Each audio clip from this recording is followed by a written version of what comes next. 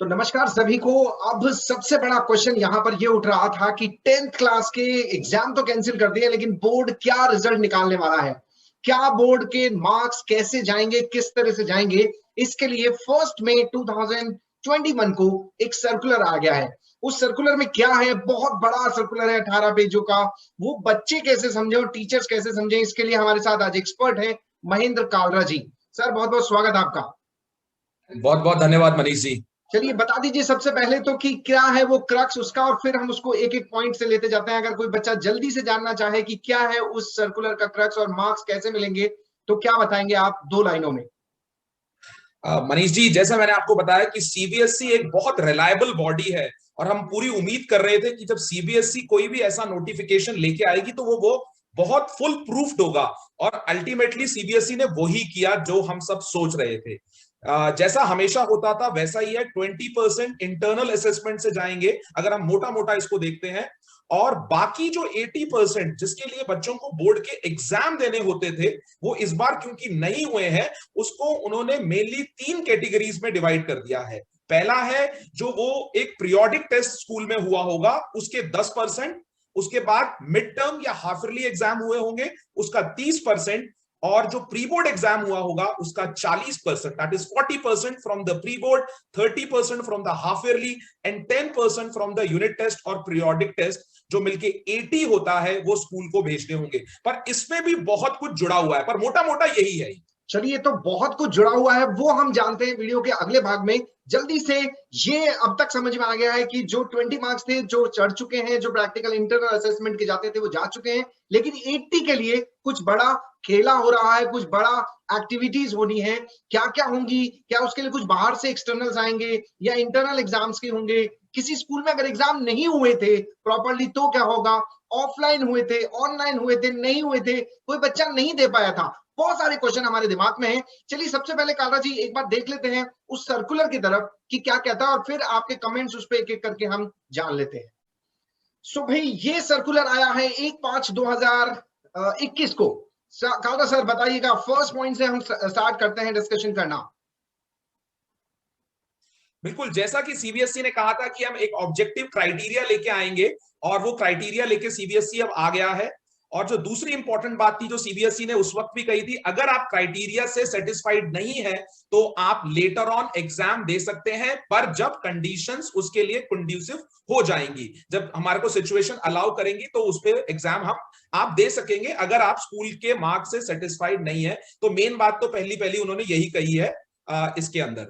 चलिए, तो मुझे लगता है स्कूल का कोई सिस्टम बनाया तो फुल प्रूफ ही बनाया हुआ, संतुष्टि जरूर मिलेगी। लेकिन चैलेंजेस क्या थे सीबीएसई की तरफ से, ये उन्होंने दिया है इसमें, बताइएगा ना सर, चैलेंजेस क्या थे। चैलेंजेस ये थे क्योंकि ये पैंडेमिक सिचुएशन में एक फेयर और अनबायस्ड रिजल्ट लाना एक बहुत बहुत इंपॉर्टेंट बात थी सीबीएसई के लिए। बट सीबीएसई ने कहा कि हम बिल्कुल कॉन्फिडेंट थे, और सीबीएसई काफी टाइम से इस पे वर्क कर रही थी, बहुत दिन से, क्योंकि ये 14 अप्रैल को कहा गया था कि एग्जाम नहीं होंगे। उसके बाद लगभग 2 हफ्ते बीत चुके थे और ऐसा लग रहा था कि ये क्यों नहीं आ रहा है। तो बहुत सारे सीबीएसई ने लोगों को लिया इसमें, स्कूल लीडर्स को और बहुत सारे लोगों को लिया, और ये पूरा प्रोसेस बहुत ही प्रोफेशनलिज्म के साथ उन्होंने कंप्लीट किया, कंसिस्टेंसी, केयर, सबको ध्यान रखते हुए और बहुत ही जुडिशियस अप्रोच रखते हुए उन्होंने ये लाने की कोशिश करी है, जिससे पेरेंट्स और स्टूडेंट्स कॉन्फिडेंट फील करें कि जो रिजल्ट्स आ रहे हैं उनमें एक्यूरेसी और फेयरनेस दोनों है। ये कोशिश की है सीबीएसई ने इसके थ्रू। और इसमें 4 की पॉइंट्स पर स्ट्रेस किया अगर हम देख रहे हैं, द 4 की points are reliability, fairness, flexibility and validity. ये 4 पॉइंट्स पर पॉलिसी बनाई गई है कालरा जी। बिल्कुल, सीबीएसई शुरू से ही एक ऐसी बॉडी रही है, वर्ल्ड बॉडी है, जो कि एग्जाम कराने में माहिर बॉडी मानी जाती है, तो इसलिए हमें डाउट ही नहीं था, और काफी अच्छा लेके आया है सीबीएसई, जो मुझे लग रहा है लेटर ऑन तो बच्चे बताएंगे, पर मुझे ऐसा लग रहा है कि ये फुल प्रूफ और काफी अच्छा सिस्टम है। बढ़िया, आपने इसको पूरा एनालाइज किया है और मिलकर इसकी बातचीत कर रहे हैं। प्रोसीजर ऑफ असेसमेंट क्या होगा, स्टूडेंट्स भी जानना चाहते हैं, टीचर्स भी, प्रिंसिपल्स भी जानना चाहते हैं। बताइए प्रोसीजर क्या होगा। जो मेन प्रोसीजर यही है, the students will be assessed out of maximum 100 marks for each subject. ये वही है जो हमेशा होता था। As per the policy of board, 20 marks are for the internal assessment and 80 marks are for the year end board examination. ये हमारा normal system है। पर और इसमें जो इंटरनल सिस्टम है 20 मार्क्स का, उसके लिए बोर्ड ने 6 मार्च को पहले ही एक सर्कुलर जारी किया था और सबसे कहा था कि 11 जून तक अपने मार्क्स अपलोड कर दें। तो अभी तक जिन स्कूलों से नहीं किए हैं उनसे एक बार सीबीएसई ने फिर रिक्वेस्ट करी है कि आप जल्दी से जल्दी जो 20 मार्क्स के इंटरनल असेसमेंट होते थे उसके मार्क्स अपलोड कर दे। अब बात आती है 80 मार्क्स के, जो ईयर एंड एग्जाम होना था, क्योंकि वो ईयर एंड एग्जाम नहीं हुआ है कैंसिलेशन ऑफ बोर्ड एग्जाम के लिए, तो उसके लिए वो ये तरीका लेके आए। क्या उसके लिए कुछ कमेटी बनेगी, ऐसा कुछ बातचीत कही गई है इसमें? हाँ हाँ, बिल्कुल एक कमेटी होगी जिसमें ये कमेटी भी सीबीएसई ने बहुत समझदारी से बनाई है और इस कमेटी को बनाने के लिए बाद में रूल्स भी डिस्कस किए हैं, पर मैं मेजर तरीका बता दूं इसमें क्या रहेगा। इसमें इस कमेटी में प्रिंसिपल होंगे स्कूल के और 60 टीचर्स होंगे, और इनमें से 5 टीचर्स उसी स्कूल के होंगे जो मैथमेटिक्स, सोशल साइंस, साइंस और लैंग्वेज में हिंदी इंग्लिश भी हो सकता है, कहीं संस्कृत भी हो सकता है, पर 2 लैंग्वेज के टीचर होंगे। मैथ्स, सोशल साइंस और साइंस का एक एक टीचर होगा। अगर किसी स्कूल में ज्यादा टीचर हैं तो उनमें से प्रिंसिपल को चाहिए कि जो टीचर जिसके पास ज्यादा एक्सपीरियंस है उनको वो सेलेक्ट करेंगे। और इसके बाद कमेटी, यानी कि एक बहुत अच्छी कमेटी बन रही है इसमें इंटरनली। क्या एक्सटर्नल भी इन्वॉल्व होंगे इसमें? एक्सटर्नल के लिए भी सीबीएसई ने कहा है कि आपको 2 टीचर बाहर से लेने हैं, और बाहर से लेते वक्त आपको काफी चीजों का ध्यान रखना है कि वो टीचर ऑलरेडी वहां पर 10th क्लास पढ़ा रहा हो। ऐसा नहीं हो कि बाहर से कोई 2 टीचर ले लिए जिनके पास कोई एक्सपीरियंस नहीं है। तो आप जब बाहर से 2 टीचर ले रहे होंगे तो उनको 10th क्लास पढ़ाने का एक्सपीरियंस होना चाहिए, यानी कि वो टीचिंग टीचर्स होने चाहिए। प्लस ऐसा नहीं होना चाहिए कि सपोज करो एक बहुत बड़ा कोई मैनेजमेंट कमेटी है जिसके एक से ज्यादा स्कूल हैं, तो वो आपस में इंटरचेंज कर लें, वो ऐसा नहीं करेंगे। या 2 स्कूल आपस में भी इंटरचेंज नहीं करेंगे मेंबर्स को, ये भी सीबीएसई ने बहुत क्लियर अपने सर्कुलर में कहा है। डिसाइड करेगी कि कौन 2 एक्सटर्नल आएंगे, क्या ये इंटरनल एडजस्टमेंट ही होगा? नहीं, ये इंटरनल एडजस्टमेंट होगा, स्कूल को डिसाइड करना होगा, पर सीबीएसई ने कहा है कि वो बाद में उसके बाद भी कुछ स्कूल्स में 2 एक्सटर्नल मेंबर और जोड़ सकते हैं सीबीएसई की तरफ से भी। बहुत तो बढ़िया। इसके अलावा हाँ, तो ये एक बड़ा एक वो है कि जिससे और वो बिल्कुल ऐसे लोग होने चाहिए जो कि पूरी तरह से निष्पक्ष हो, मतलब कोई भी ऐसा ना हो और कहीं से भी किसी भी स्कूल मैनेजमेंट कमेटी से जुड़े हुए नहीं होने चाहिए। और ये जो भी पूरा प्रोसीजर होगा इसके लिए कुछ रिकॉर्डिंग एविडेंस और असेसमेंट की भी बातचीत की गई है, उसके बारे में बताएं। बिल्कुल, क्योंकि ऐसा नहीं हो कि इस साल एग्जाम नहीं हुए हैं तो कुछ बच्चों को फायदा हो जाए, कुछ बच्चों को नुकसान हो जाए। तो सीबीएसई ने कहा कि जो भी आप मार्क्स भेज रहे हैं उसके एविडेंसेस आपके पास, परफॉर्मेंस हर बच्चे की होनी चाहिए, और सीबीएसई वो डॉक्यूमेंट्स आपसे कभी भी मांग सकता है वेरिफिकेशन के लिए। तो स्कूल्स ऐसा नहीं है कि मनमर्जी करेंगे, स्कूलों को पूरा ध्यान रखना है। Every school has to keep all the documents ready for the verification and board may ask for those documents any time during और after the declaration of the results. चलिए वो और बताइए, जो 80 मार्क्स का कैसा डिस्क्रिप्शन रहेगा, कैसा डिवीजन रहेगा, जो आप शुरू में वीडियो के शुरू में बता रहे थे हमें। सो 20 मार्क्स तो इंटरनल असेसमेंट की जैसा आप बता रहे थे कि वो जा चुके हैं। व्हाट अबाउट द 80 मार्क्स का क्राइटेरिया क्या रहेगा, वो जरूर बच्चे और मैनेजमेंट और स्कूल और टीचर्स जानना चाहते हैं। यही है इस पूरे सर्कुलर की जान की 80 मार्क्स का अब क्या होगा। This is one of the most important thing of this notification. What about 80 marks? वो 80 मार्क्स जिसके लिए साल भर बच्चा बोर्ड एग्जाम की तैयारी कर रहा था, एक ईयर बेस्ड एग्जाम की, ईयर एंड एग्जाम की तैयारी कर रहा था, क्योंकि अब वो नहीं हुए हैं, उसके लिए सीबीएसई ने एक क्राइटेरिया डिसाइड किया है जिसमें यूनिट टेस्ट और पीरियोडिक टेस्ट के 10 मार्क्स होंगे, हाफ ईयरली या मिड टर्म एग्जामिनेशन के 30 मार्क्स होंगे, और प्री बोर्ड एग्जामिनेशन के 40 मार्क्स होंगे। तो इसका टोटल होता है 80। पर इसमें किस तरह से चूज होगा उसको भी बोर्ड ने समझाया है, पर मेन बात जो निकल कर आई है उसमें यही है, 10 marks for unit test, 30 marks for half yearly and 40 marks for pre board examination. और अगर नॉर्मल एग्जाम होते तो कि 80 का डायरेक्ट एग्जाम हो जाता, लेकिन उसको अभी सेगमेंटेड किया है। बिल्कुल बिल्कुल बिल्कुल बिल्कुल। चलिए, अब क्वेश्चन ये उठता है कि मान लीजिए किसी बच्चे ने नहीं दिया, किसी स्कूल ने कोई नहीं करवा पाया क्योंकि पिछला साल भी कोई नॉर्मल साल नहीं गया है, तो क्या होगा? इसके बारे में पॉइंट नंबर 10, 11, 12 क्या कहते हैं? बिल्कुल, अब इसमें यहां से इंपॉर्टेंट बात शुरू होती है, क्योंकि ये तो क्लियर हो गया 10, 30 और 40 तो क्लियर हो गया, पर ये 10, 30 और 40 कैसे जाएंगे? In case schools have conducted more than one test or exam within each category, the result committee may fix the weightage to be given to each test exam within the category subject to the overall maximum marks for that category.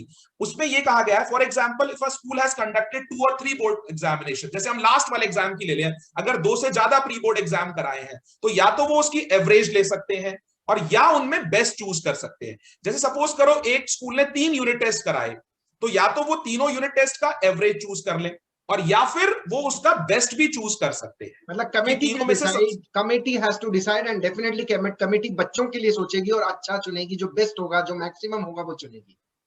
वो CBSE ने पहले ही इतना अच्छा रखा है कि committee अपने आप ही अच्छा कर पाएगी, क्योंकि आप 3 में से बेस्ट चुने या एवरेज चूज करें। सिमिलरली हाफ ईयरली या मिड टर्म में भी ऐसा ही करें और सिमिलरली आप प्री बोर्ड में भी ऐसा करें। अब प्रॉब्लम वहां पर ये एग्जाम नहीं हो पाए तो क्या होगा? बिल्कुल हाँ, यहाँ पर प्रॉब्लम ये थी कि कुछ स्कूल्स ने ऑनलाइन एग्जाम भी कराए, कुछ ने नहीं कराए। तो there are some schools where one or more of the above 3 categories exams have not been conducted, and there may be differences in the terms of mode of conduct of exam, online, offline, and also it is possible that some of the students may not have appeared. तो इसके लिए जो important बात होगी वो result committee जो होगी वो डिसाइड करेगी ये सारे चैलेंजेस, और वो चैलेंजेस को उनको एक जो इसके साथ ही इस नोटिफिकेशन के साथ एक फॉर्म दिया है, उस फॉर्म में उनको वो रिकॉर्ड करना होगा व्हाट इज योर क्राइटेरिया, आपने क्या रखा उसको रखने का। This is important. अगर आप इसको देखें, अगर हम पॉइंट नंबर इस तरह के कुछ फॉर्म्स, हाँ बिल्कुल ये है। अगर आप इसमें देखें तो देखिए, आप इसमें क्लियर लिखा है, आप ई वाले पॉइंट पे जाएंगे जब इस नोटिफिकेशन के, तो वो कहता है in case students has not taken all the exams on which the assessment is based, procedure adopted for assessing such students. अगर बच्चे ने नहीं दिए तो क्या चूज किया, और इन केस स्कूल ने नहीं कराए तो आपने क्या चूज किया, तो ये सब कुछ भी आपको वहां पर लिखना पड़ेगा। ये बहुत क्लियर है। बिल्कुल, यानी कि बहुत फुल प्रूफ सिस्टम बनाया है, बहुत सोच समझ के, कि उस लेवल पे जो लोग बैठे हैं डिसीजन लेने वाले, वो डेफिनेटली बच्चों के लिए और उनके भविष्य के लिए सोचने वाले लोग हैं। बिल्कुल, no doubt in that case. इन्होंने बहुत ही अच्छा सिस्टम बनाया है। तो रिजल्ट कमेटी, जैसा मैं बता रहा था कि उस पे छोड़ दिया है, पर वो भी उस पे छोड़ दिया ये नहीं है कि वो अपने आप डिसाइड करेंगे, उनको भी उसको 5-7 लोग हैं जिसमें एक्सटर्नल मेंबर्स भी हैं, प्रिंसिपल्स भी हैं, एक्सपर्ट्स हैं, तो वो मिलके डिसाइड करेंगे कि वो क्या क्राइटेरिया उन्होंने चूज किया अगर ये एग्जाम्स नहीं हुए। पर मनीष जी, मैं आपको एक बात बता दूं, most of the school CBSE में जो होते हैं उन्होंने इस तरह के एग्जाम्स कराए होंगे। मतलब मैं श्योर हूं कि इस तरह के एग्जाम्स, क्योंकि ऑल्दो ऑनलाइन चल रहा था पर एग्जाम्स लगातार हो रहे थे, तो ज्यादातर स्कूल्स ने इस तरह के एग्जाम्स कराए हैं। बिल्कुल। असेसमेंट का स्टैंडर्डाइजेशन कैसे करने की बात कही है कि किस तरह से स्टैंडर्डाइज होगा ये सिस्टम। अब ये एक बहुत बड़ा इशू आ जाता है यहाँ पर, क्योंकि स्टैंडर्डाइजेशन जो होता है असेसमेंट में एक बड़ा रिजल्ट प्ले करता है, और यही रीजन है कि सीबीएसई एग्जाम कंडक्ट करता है। अदरवाइज क्यों होते सीबीएसई के एग्जाम्स? नहीं तो ऐसा हो सकता था कि हर साल अपने स्कूल अपने एग्जाम कंडक्ट करें, अपने मार्क्स भेज दें और सीबीएसई उनको रिजल्ट में पब्लिश कर दे, तो वो स्टैंडर्डाइजेशन नहीं होगा। क्योंकि हो सकता है कि कोई स्कूल का पेपर बहुत आसान है, कोई स्कूल का पेपर बहुत टफ है, कोई हो सकता है किसी स्कूल के टीचर की मार्किंग अलग है, किसी स्कूल के टीचर की मार्किंग अलग है। ये इसलिए कह रहा हूं क्योंकि यहां पर कोई भी आंसर की या कोई भी एक ऐसा डिसाइड नहीं किया था सीबीएसई, तो ये एक बड़ा इशू था कि स्टैंडर्डाइजेशन कैसा किया जाए। तो इसको लेके सीबीएसई ने एक बहुत ही अच्छी चीज लेके आई है, जो रेफरेंस स्टैंडर्ड का इन्होंने एक नया चीज इस साल लेके आए हैं। सब कुछ ही नया हो रहा है इस दौरान हमारे साथ कोविड-19 में। तो जो स्टैंडर्डाइजेशन है इसको आपको समझना होगा। ये थोड़ा सा वैसा इशू है जिसको समझने में थोड़ा सा समय भी लग सकता है, और इसको कमेटी को समझना ज्यादा जरूरी है, क्योंकि ये कमेटी पे ज्यादा है। बच्चों को इससे ज्यादा फर्क नहीं पड़ने वाला, मैं आपको बताता हूं, है ना। पर स्कूल का रिजल्ट पे इस पे बहुत बहुत फर्क पड़ने वाला है। स्टैंडर्डाइजेशन में ऐसा रखा गया है, as marks will be allocated at school level, there will be strictly not be comparable across schools due to variations in the quality of question papers, the evaluation standard and the process, the mode of conduct of exam, etc. तो वो बोल रहा है जब अलग अलग तरीके से हुए हैं तो उनको कंपेयर करने में दिक्कत आएगी। To ensure standardization, each school will have to internally moderate the marks to account for the school level variation by using a reliable reference standard. तो हर स्कूल के लिए उन्होंने एक तरीका बताया है। अब वो तरीका क्या है? वो तरीका ये है, the historical performance of the school, यानी कि स्कूल की परफॉर्मेंस पिछले 3 सालों में आपको जानी है, देखनी है। कैसी देखी जाएगी? देखो इसका क्या मतलब है। अगर आप 13 का ए पॉइंट देखते हैं, बहुत ही क्लैरिटी के साथ इसमें समझाया गया है, the historical performance of the school in terms of best overall performance in the previous 3-year board examination will be taken as the reference for moderating the marks assessed by the school for 2021। यानी कि पिछले 3 सालों का जो result है वो उसके basis पे इस साल के मार्क्स होंगे। अब वो कैसे होंगे उसको समझते हैं। स्कूल का रिजल्ट अच्छा आता रहा था पहले, तो यानी कि उनका अभी भी अच्छा आना चाहिए था। यहाँ पर एक अच्छे और स्टैंडर्ड स्कूल में पढ़ने वाले बच्चों को कहीं ना कहीं फायदा होने वाला है इस बार। बिल्कुल फायदा तो नहीं होगा, फायदा थोड़ा बहुत तो है ही है, क्योंकि वो ये मान के चलते हैं कि आप जैसा परफॉर्म कर रहे थे आप वैसा ही लगभग वैसा ही परफॉर्म करेंगे। ऐसा नहीं हो सकता, उन्होंने +-2% माना है इसको, मोर और लेस। ऐसा नहीं हो सकता कि आप पिछले साल आपके स्कूल का रिजल्ट 50% था, उससे पिछले साल भी 50% था एवरेज मार्क्स सपोज करें बच्चों के, और उससे पिछले साल भी 50 था, तो इस साल आप अचानक से 100 मार्क्स देकर अपने रिजल्ट को नहीं सुधार सकते। तो मतलब ऐसा नहीं हो सकता। काला जी, क्या इसमें बच्चों के फेल होने की पॉसिबिलिटी भी बन सकती है समाओ? नहीं, फेल होने की कोई पॉसिबिलिटी नहीं होगी इसमें, बिल्कुल कोई पॉसिबिलिटी नहीं है फेल होने की, ठीक है ना। और इसमें जो मैं आपको स्पेसिफिकेशन बता रहा था, अगर हम पिछली वाली स्लाइड को देखें तो इसमें एक बड़ी अच्छी बात कही है। देखो, for example in a specific school the overall average students in 2017-18 is 72%। मतलब अगर एवरेज निकाल रहे हैं 17-18 का, वो 72% है, 18-19 में 74% है, और 19-20 में उसका 71% है। तो क्या करेंगे, उसका जो हाईएस्ट है, हाईएस्ट कौन सा हुआ, 18-19 का जो 70 जो है हमारा 74% है, जो है इन्होंने एग्जांपल दिया है, उसको हम मॉडरेशन के लिए यूज करेंगे। That year will be used as the reference year, और for each subject the school will have to follow the board distribution of marks which will be based on the performance of the reference year by that school in that subject। तो ये एक आगे चलकर इसको और clear भी किया है उन्होंने। और फिर अगली बात उन्होंने ये कही है कि the subject wise marks assessed by the school for 2021 should be within range of +-2 marks obtained by the school in the subject in the reference year। ये बड़ी इंपॉर्टेंट बात है। इसका मतलब ऐसा है मनीष जी कि अब उन्होंने अपने 3 साल में अपना बेस्ट रिजल्ट चूज कर लिया। अब उस साल अगर किसी सब्जेक्ट में से 100 स्टूडेंट थे, 100 स्टूडेंट्स थे, और 10 स्टूडेंट्स के अगर उस वक्त 90+ मार्क्स आए थे, तो इस साल ऐसा नहीं हो सकता वो ये कह दें कि हमारे अब पूरे 100 के इस बार हमारे 90 आ रहे हैं, तो वही 10 ही रहने वाले हैं, उसमें +-2 कर सकते हैं, बस इतना हो सकता है। वो मेजर चेंज नहीं ला सकते। कई बार बच्चों को लग रहा था कि स्कूल मार्क्स देगा तो सबके 100 लिख देगा, तो वो रेफरेंस ईयर से +-2 मार्क्स हो सकते हैं। ये एक मेजर, इसमें जो एक मेजर पॉइंट है इसका यही है। यानी कि स्कूल को बहुत ज्यादा मेहनत करनी होगी, उस कमेटी को और प्रिंसिपल साहब को और सभी को, बड़े रिजल्ट तक पहुंचने में।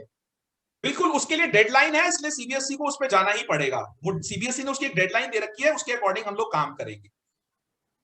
Marks obtained by the student in the school in the subject in a previous board examination have been taken for the purpose for internal moderation. This is based on own performance of the school and thus reasonably this is basically reliable, unbiased and fair reference standard। आप अपने से ही compare कर रहे हो जो 4 standard, तो इसलिए वो रिलायबल होगा, अपने आप ही वो रिलायबल होगा। नेक्स्ट यहाँ पर अब अपने पास और इसमें डिटेल, इसमें एक और बात क्लियर कर दूं मनीष जी, जैसे किसी स्कूल के पास 3 साल का रिजल्ट नहीं है तो वो 2 साल का ले सकते हैं, अगर उनके पास 2 साल का नहीं है तो पिछले साल का ले सकते हैं, और अगर वो स्कूल पहली बार ही इस बार 10th क्लास दे रहा था तो उसके लिए बोर्ड ने कहा है कि हम उस डिस्ट्रिक्ट उस पर्टिकुलर एरिया का वो निकाल कर आपको दे देंगे। तो वो भी सीबीएसई ने क्लियर कर दिया, यानी कि हर चीज का जवाब है, क्लियर है, क्लैरिटी। अच्छा, एक और मजेदार बात कि अगर कुछ भी नहीं है आपके पास, बिल्कुल नहीं है, तो आप क्लास 9th के periodic evaluations, project based assessments, उनको भी एक ऑब्जेक्टिव मेजर मान सकते हैं एकेडमिक परफॉर्मेंस ऑफ स्टूडेंट का। यानी कि कुछ डेटा ही नहीं मिल रहा किसी बच्चे का, तो 9th क्लास के उस पे बेस पे भी जा सकते हैं। बिल्कुल, बहुत बढ़िया। और ये पॉइंट यहाँ पर रखा गया, और साथ में रिकॉर्ड्स को भी सेफ रखने के लिए यहाँ पर कहा गया है डेफिनेटली। बहुत बहुत इंपॉर्टेंट है। मतलब स्कूल्स को ये आजादी नहीं होगी कि वो पूरी तरह से अपनी मनमर्जी कर सके, और होना भी नहीं चाहिए, क्योंकि हर जगह का बच्चा मेहनत कर रहा है। ऐसा नहीं होना चाहिए कि कुछ स्कूल्स अपना बेहतर करने के लिए ज्यादा बच्चों को मार्क्स दे दे। ऑल्दो मैं मानता हूं कि ये ऐसा प्रोफेशन है जहां पर लोग ऐसा नहीं करते हैं, पर फिर भी सीबीएसई ने इसको पूरी तरह से सेफ रखने के लिए कहा गया है कि आपको सील रिकॉर्ड्स कर देने हैं जब ये रिजल्ट बन जाता है उसके बाद। ये और सीबीएसई फिर इन रिकॉर्ड्स का वेरिफिकेशन कर सकती है, और अगर बिल्कुल, और ये पहले होता रहा है जी मनीष जी, ये पहले होता रहा है। जब सीसीई होता था तो ये ऐसा होता रहा है, वेरिफिकेशन होता रहा है। और सीबीएसई अगर ऐसा नहीं कर रहे हैं तो सीबीएसई उस स्कूल की एफिलिएशन खत्म कर सकता है, फाइनेंशियल उस पे पेनल्टी लगा सकता है, रिजल्ट तक रोक सकता है। तो ये सब चीजें सीबीएसई ने कहा है कि अगर नॉन कंप्लायंस हो रहा है तो सीबीएसई इस बात का ध्यान रखेगा। और एक बार जब डेटा अपलोड हो गया तो उसके बाद ये नहीं है कि आप चेंज करेंगे, इसलिए आपको पूरा मौका दिया गया है और आप आराम से डेटा को देखें और डेटा को अपलोड करें। इसमें एक और बहुत इंटरेस्टिंग बात यहाँ पर 19 पॉइंट पे कही गई है कि अगर किसी भी तरह का असेसमेंट नहीं किया है तो अभी भी असेसमेंट किया जा सकता है। ऑफलाइन, ऑनलाइन, टेलीफोनिक, ये सब भी असेसमेंट होने की पॉसिबिलिटी है कालरा जी। बिल्कुल बिल्कुल, ये एक बहुत ही ये this is called the wonderful thing with CBSE has done, कि किसी भी बच्चे को कोई नुकसान नहीं हो सकता है। क्योंकि इंडिया एक ऐसा कंट्री है जहां पे बहुत सारे बच्चे ऐसी जगह पे रहते हैं जहां पर नेटवर्क की प्रॉब्लम्स थी, वो ऑनलाइन एग्जाम नहीं दे पाए थे, या उनके साथ दूसरी प्रॉब्लम्स थी। तो इनको देखते हुए सीबीएसई ने कहा है कि ऐसा नहीं है कि अब उसने पेपर नहीं दिया तो अब भी आप उनसे टेलीफोनिकली तक भी आप असेसमेंट ले सकते हैं, और उनको रिकॉर्ड कर कर, उनको डॉक्यूमेंट कर कर, सर्टिफाई कर कर वो उनके मार्क्स दे सकते हैं। टेलीफोनिक असेसमेंट भी रिकॉर्ड होगा और फिर वो डेटा सेव करके देना होगा। बिल्कुल बिल्कुल बिल्कुल बिल्कुल बिल्कुल। और अगर कुछ बेंचमार्क डिसेबिलिटीज हैं तब क्या होगा? If any student with benchmark disability has not appeared in any of the assessment conducted by the school may consider other activities like portfolio presentations, जैसे बच्चे का प्रोजेक्ट, क्विज, ओरल टेस्ट, जो भी कुछ किया है। मतलब पूरी तरह से सीबीएसई को ने स्कूल को छूट देते हुए अपने कंट्रोल में रखा है। बहुत ही अच्छा लग रहा है मुझे इसको देखते हुए कि कंट्रोल में रखते हुए छूट दी है, कहा है आपको बेस्ट करने की कोशिश करनी है। or result of more than 5 subjects in case a student has offered different subjects other than 5 major ones, like कई स्कूल्स में क्या होता है, एक एक्स्ट्रा सब्जेक्ट भी ले लेते हैं बच्चे, है ना, 6 सब्जेक्ट होता है। तो उसके लिए उन्होंने बहुत क्लियर किया है कि बहुत क्लियर है ये, the mean marks of best three subjects out of the maximum marks allotted after conversion may be awarded in these subjects। यानी कि 5 सब्जेक्ट के मार्क्स पे ही काम करना है मेनली सीबीएसई को, छठे सब्जेक्ट पे नहीं करना है। और उसके बाद जो छठे सब्जेक्ट के मार्क्स हैं वो उसको कैसे देने हैं, उसको जैसा जो 5 के बेस्ट थ्री का एवरेज। हाँ, और हाँ बिल्कुल ये ऐसा ही रहेगा इसमें। और हर सब्जेक्ट की डिटेल, जो एवरेज मार्क्स हो, मैक्सिमम मार्क्स होते हैं, वो भी सीबीएसई में अलग होते हैं, उसके लिए लेटर सीबीएसई पहले भी बता चुका है कि यहाँ पर रिपीट या सप्लीमेंट्री भी आ सकती है। बिल्कुल ऐसा हो सकता है। After declaration of result school will conduct an objective type online compartment exam based on the sample papers provided by CBSE. अगर ऐसा करने के बाद भी कोई बच्चा किसी कारण से पास नहीं हो पा रहा है तो उस केस में स्कूल उनको वापस से एग्जाम करवाएगा और फिर दोबारा से मार्क्स अपलोड करेगा और रिजल्ट सीबीएसई डिक्लेयर करेगा। और एक और बात इंपॉर्टेंट है मनीष जी, अगर वो बच्चा किसी भी तरह से 11th में नहीं जा पा रहा था तो भी उसको 11th की क्लासेस अटेंड करने देनी है। और वेरिफिकेशन ऑफ मार्क्स और providing photocopy of answer copy, revaluation, ये इसके लिए भी कुछ इस बार नहीं रहेगा। इस बार सीबीएसई ने, क्योंकि इससे क्या है, स्कूल का काम बहुत ज्यादा बढ़ सकता है, तो इस बार उन्होंने कहा है कि ऐसा कुछ नहीं रहेगा, स्कूल पे विश्वास करना होगा। और मैं आपको एश्योर कर रहा हूं, मुझे ऐसा लगता है कि being a teacher from last 20 years, schools do बहुत ही जिसे कहते हैं बिल्कुल फेयर वर्क करते हैं, कोई पार्शल नहीं होते हैं। तो मुझे पूरी उम्मीद है और मुझे लगता है कि हम बहुत अच्छा काम करेंगे इसमें स्कूल्स, और अच्छा होने वाला है। और एक्टिविटीज के लिए यहाँ पर स्कूल्स को बहुत सारी यहाँ पर जानकारी दी गई है, जो मुझे लगता है स्कूल के लिए ज्यादा इंपॉर्टेंट है, यहाँ पर बच्चों के लिए इतना इंपॉर्टेंट नहीं है जो शेड्यूल ऑफ एक्टिविटीज बताई गई है।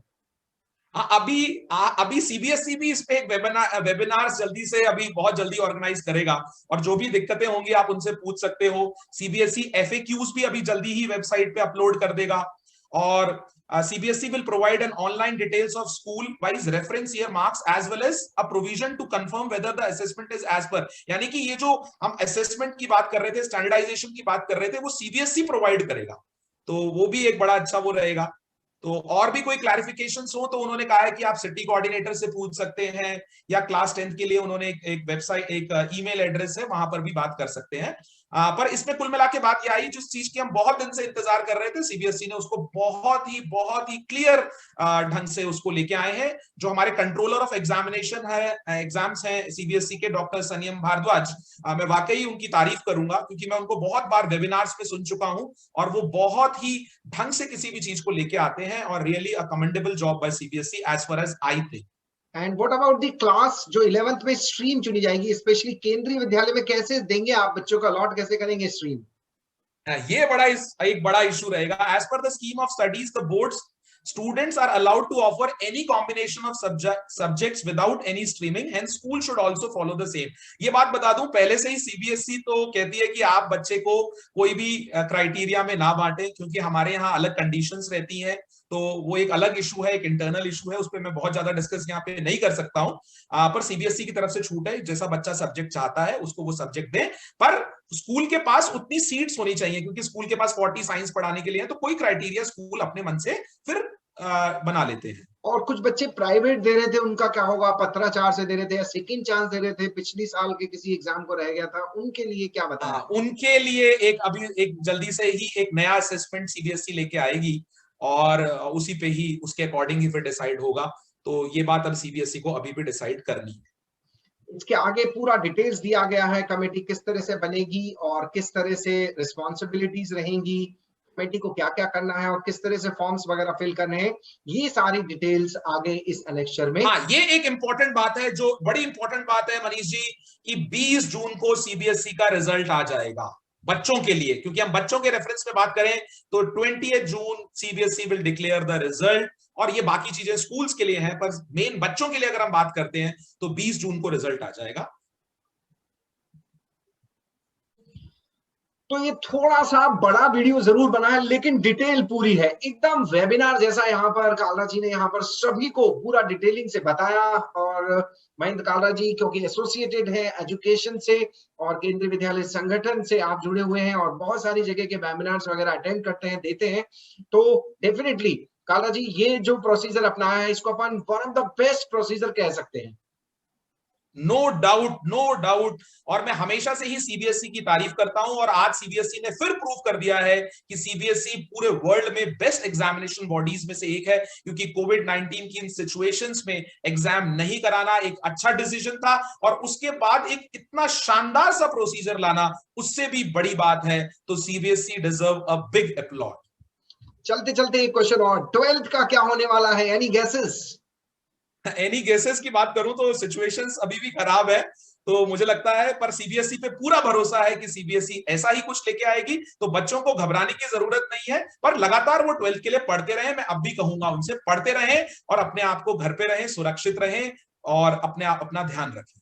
So thank you very much everyone. Stay healthy, stay fit, stay safe at home. Thank you very much Mahindra Kalra ji. Thank you Manish.